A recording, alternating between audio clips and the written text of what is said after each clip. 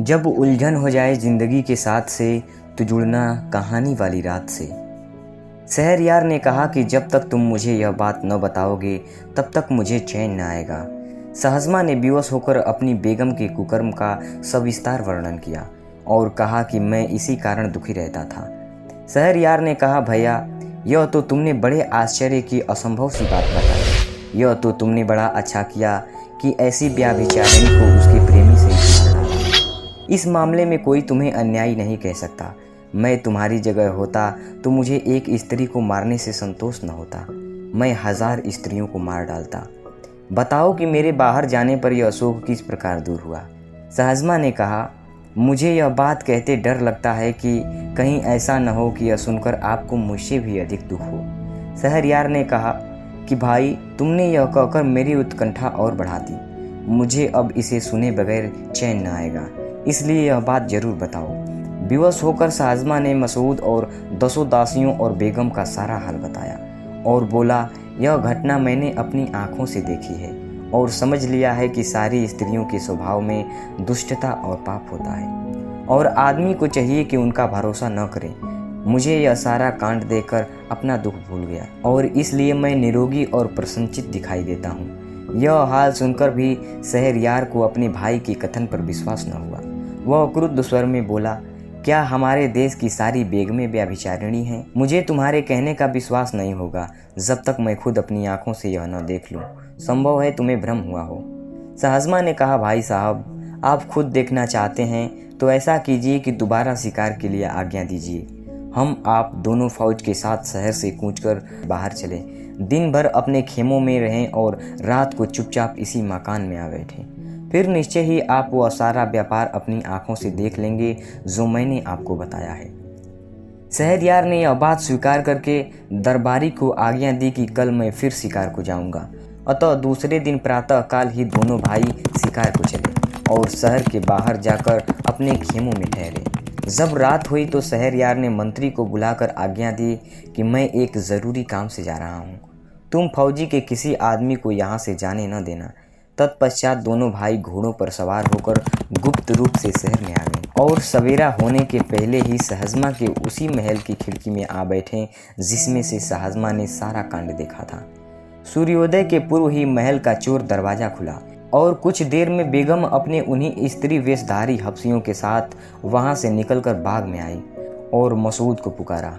यह सारा हाल जो न कहने योग्य है न सुनने के, इसे देखकर शहरयार अपने मन में कहने लगा कि हे भगवान, यह कैसा अनर्थ है कि मुझ जैसा महान निरपति की पत्नी ऐसी व्याभिचारिणी हो।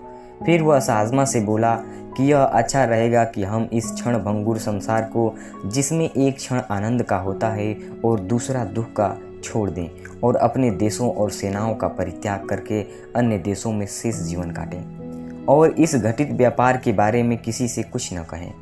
सहजमा को यह बात पसंद नहीं आई, किंतु अपने भाई की अत्यंत दुखी दशा को देखकर उसने इनकार करना ठीक न समझा और बोला, भाई साहब मैं आपका अनुचर हूँ और आपकी आज्ञा को पूर्ण रूप से मानूंगा, लेकिन मेरी एक शर्त है। जब आप किसी व्यक्ति को अपने से अधिक इस दुर्भाग्य से पीड़ित देखें तो अपने देश को लौट आएं। शहरयार ने कहा, मुझे तुम्हारी यह शर्त स्वीकार है, लेकिन मेरा विचार है कि इस संसार में किसी मनुष्य को हमारे जैसा दुख नहीं होगा।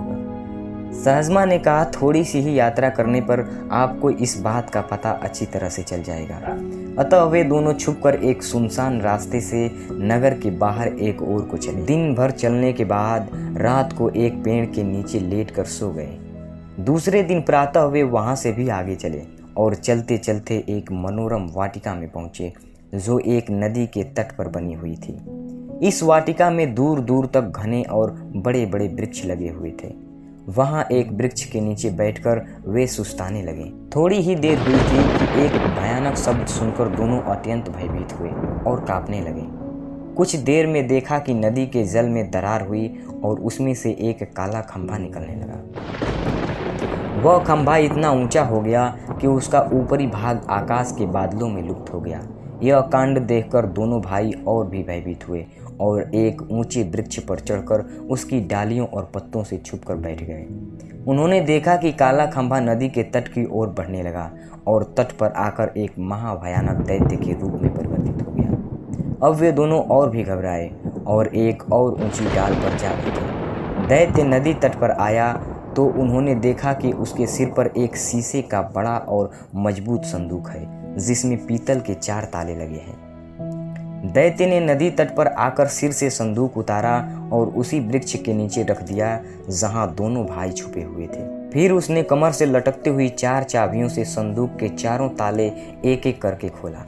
संदूक खोला तो उसमें से एक अति सुंदर स्त्री निकली जो उत्तम उत्तम वस्त्राभूषणों से अलंकृत थी।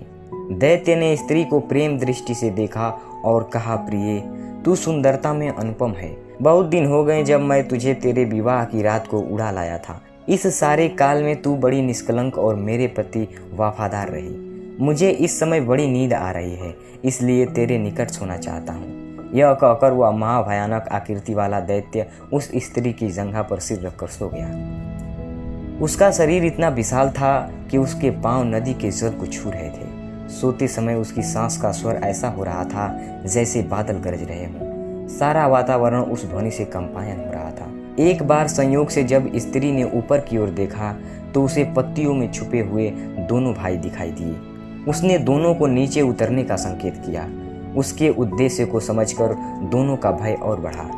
दोनों ने इशारे से ही उसे विनती की कि हमें इस पेड़ पर ही छुपा रहने दो। स्त्री ने धीरे से दैत्य का सिर अपनी गोद से उतारकर पृथ्वी पर रख दिया और उठकर उनको धैर्य देते हुए बोली कि कोई भय की बात नहीं है, तुम नीचे उतर आओ और मेरे समीप बैठो। उसने यह भी धमकी दी कि अगर न आओगे तो मैं दैत्य को जगा दूंगी और वह तुम दोनों को समाप्त कर देगा। यह सुनकर वे बहुत डरे और चुपचाप नीचे उतर आए। वह स्त्री मुस्कुराती हुई दोनों का हाथ पकड़कर एक वृक्ष के नीचे ले गई और उनसे अपने साथ संभोग करने को कहा। पहले तो उन दोनों ने इनकार किया, किंतु फिर उसकी धमकी से डरकर वह जैसा चाहती थी उसके साथ वैसा ही कर दिया।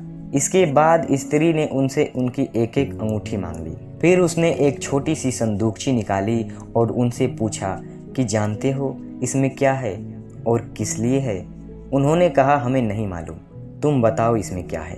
उस सुंदरी ने कहा, इसमें उन लोगों की निशानियां हैं जो तुम्हारी तरह मुझसे संबंध कर चुके हैं। यह 98 अंगूठियां थीं और तुम्हारी 2 मिलने से 100 हो गईं।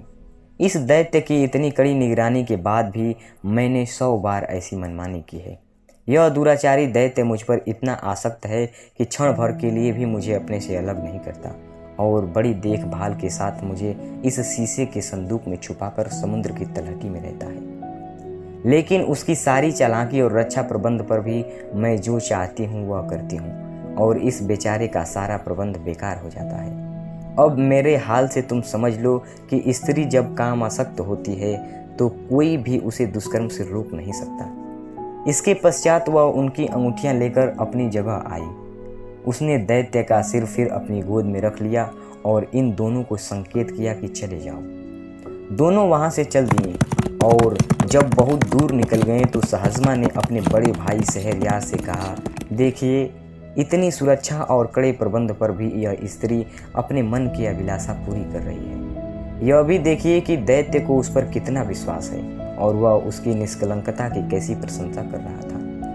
अब आप ही न्यायपूर्वक बताएं कि इस बेचारे पर हम लोगों से अधिक दुर्भाग्य है या नहीं। हम जो बात ढूंढने निकले थे वह हमें मिल गई। अब हमें चाहिए कि अपने अपने देशों को चलें और किसी स्त्री से विवाह न करें, क्योंकि शायद ही कोई स्त्री निष्पात हो। चुनाचे शहरयार ने अपने छोटे भाई के कहने के अनुसार ही काम किया और वहां से दोनों शहरयार की राजधानी को चले। 3 रात बाद वे अपनी सेनाओं में पहुंचे। शहरयार ने आगे शिकार पर न जाना चाहा और राजधानी को वापस आ गया। महल में जाकर उसने मंत्री को आज्ञा दी कि वह बेगम को ले जाकर मृत्यु दंड दे।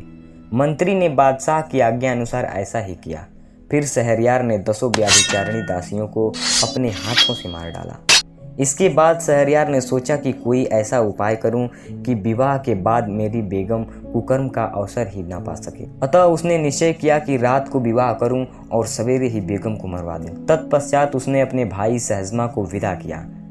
वह शहरयार की दी हुई अमूल्य भेंटों को लेकर अपनी सेना के साथ समरकंद चला गया। सहजमा के जाने के बाद अपने प्रधानमंत्री को आज्ञा दी कि वह विवाह हेतु किसी सामंत की बेटी को लाए। प्रधानमंत्री ने एक अमीर की बेटी को लाकर खड़ा किया। शहरयार ने उससे विवाह किया और रात भर उसके साथ बिताकर सुबह मंत्री को आज्ञा दी कि इसे ले जाकर मार डालो और रात के लिए फिर किसी सरदार की सुंदरी बेटी मेरे विवाह के लिए ले आना। मंत्री ने उस बेगम को मार डाला और शाम को एक और अमीर की बेटी ले आया और दूसरे दिन उसे भी ले जाकर मार डाला। इसी प्रकार शहरयार ने सैकड़ों अमीरों सरदारों की बेटियों से विवाह किया और दूसरी सुबह उन्हें मरवा डाला। अब सामान्य नागरिकों की बारी आई। साथ ही इस जघन्य अन्याय की बात सब जगह फैल गई। सारे नगर में शोक संताप और रोदन की आवाज़ें उठने लगीं। कहीं पिता अपनी पुत्री को मृत्यु पर 8-8 आंसू रोता था, कहीं लड़की की माता पछाड़े खाती थी। जो कन्याएं अभी तक बच रही थीं, उनके माता पिता और सगे संबंधी अत्यंत दुखी रहते थे। कई लोग अपनी बेटियों को लेकर देश छोड़कर अन्य देशों में जा बसे। तो मैं जितेंद्र यादव विदा लेता हूँ आपसे। फिर मुलाकात होगी किसी दूसरी कहानी के नए एपिसोड में। तब तक के लिए जुड़े रहिए हमारे साथ, क्योंकि फिर आएगी कहानी वाली रात।